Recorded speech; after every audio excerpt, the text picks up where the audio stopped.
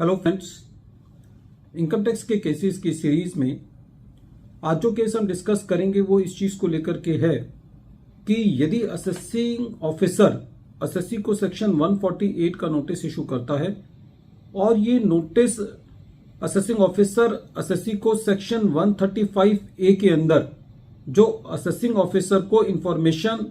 Electronic form में receive होती है,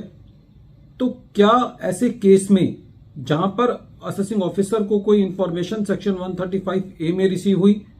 और जहां पर यह प्रावधान है कि असेसिंग ऑफिसर को सेक्शन 148 का नोटिस इशू करने से पहले सेक्शन 148A के प्रोसीजर को भी फॉलो नहीं करना, तो ऐसे केस में क्या असेसिंग ऑफिसर की यह जिम्मेदारी बनती है कि जो इंफॉर्मेशन असेसिंग ऑफिसर के पास है वो पहले उस इंफॉर्मेशन को वेरीफाई करे जो इंफॉर्मेशन असेसिंग ऑफिसर के पास एसएससी की है, या कोई और ऐसी इंफॉर्मेशन जिससे असेसिंग ऑफिसर उस इलेक्ट्रॉनिक इंफॉर्मेशन को वेरीफाई कर सकता है। यही issue honourable Bombay high court ने अपने केस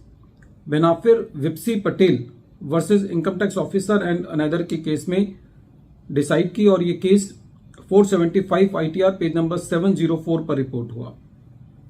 इस केस का जजमेंट 15 जुलाई 2024 को आया। प्रेजेंट केस में असेसिंग ऑफिसर ने एसएससी को सेक्शन 148 का नोटिस इशू किया।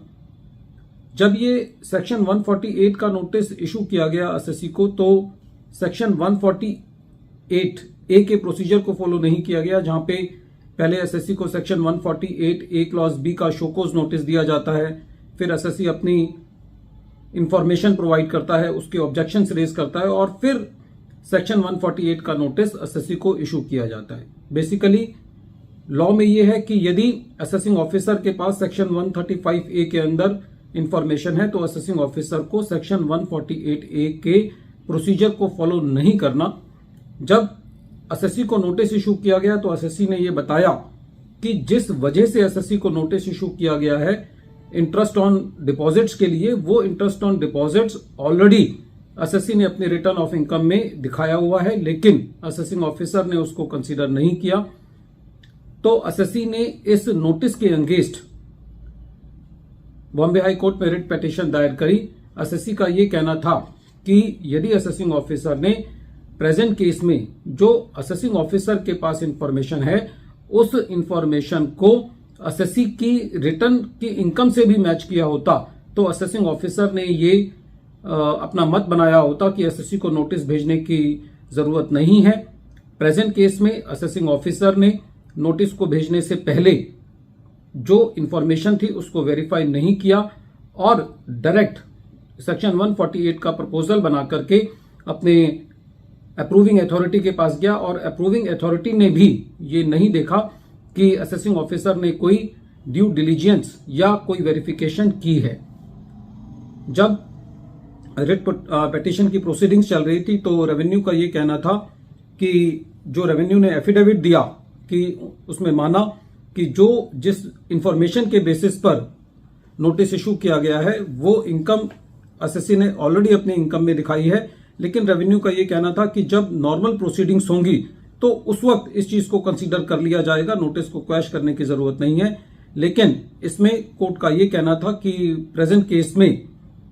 जब एसएससी को नोटिस भेजा गया उससे पहले वेरिफिकेशन की जानी चाहिए, ना कि नोटिस को भेजने के बाद वेरिफिकेशन की जानी चाहिए। प्रेजेंट केस में यदि एसएससी ये रिट पिटीशन दायर नहीं करता आर्टिकल 226 के अंदर, तो ऐसे केस में रेवेन्यू ने इस बात को नहीं माना होता कि ये इनकम ऑलरेडी एसएससी अपने रिटर्न में दिखा चुका है। कोर्ट का ये कहना था कि प्रेजेंट केस में जो वेरिफिकेशन है वो पहले की जानी चाहिए, ना कि तब जब एसएससी को सेक्शन 148 का नोटिस भेज दिया गया। तो प्रेजेंट केस में कोर्ट ने इस बिना पर कि कोई ड्यू डिलीजेंस या वेरिफिकेशन नहीं की गई, तो ऐसे केस में जो सेक्शन 148 का नोटिस इशू किया गया है वो आर्बिट्रेरी है, वो विदाउट एप्लीकेशन ऑफ माइंड है। फ्रेंड्स, ये केस बहुत इंपॉर्टेंट है क्योंकि ये वेरिफिकेशन का पॉइंट या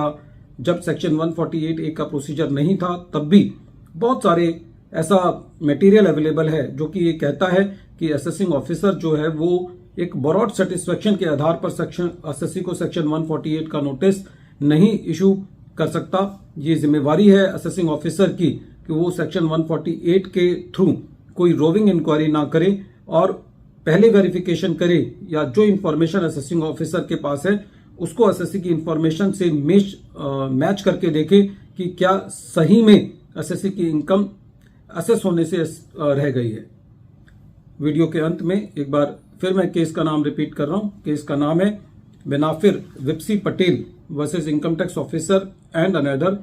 और ये केस 475 ITR पेज नंबर 704 पर रिपोर्ट हुआ और इस केस का जजमेंट 15 जुलाई 2024 को आया।